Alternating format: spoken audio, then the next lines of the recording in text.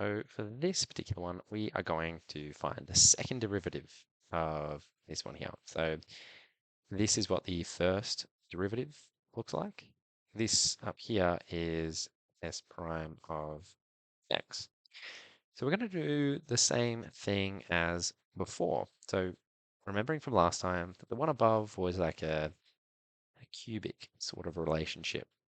Then when we differentiate that, we get a quadratic sort of a relationship. And so when we differentiate this guy again, hopefully you should see that we get a linear sort of relationship.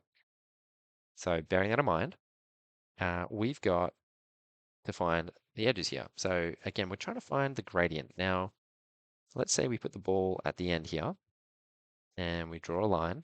We put the ball at the bottom here, we draw a line. We put the ball here and we draw a line.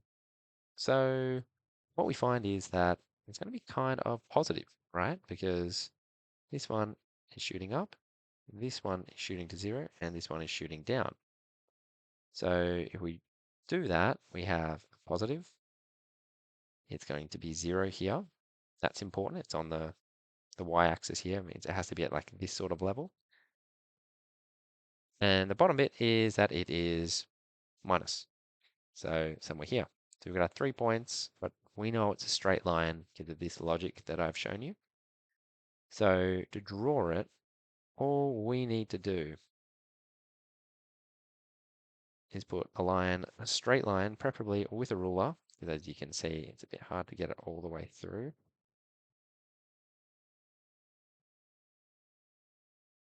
Bit hard to get it all the way through like that. And then we just need to put arrows on the end of it.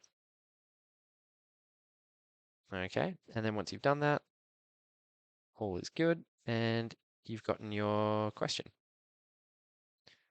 So that's it. So hopefully you realize that it's going from this sort of cubic looking thing to the quadratic, which is this guy here in purple, and then we go to a straight line.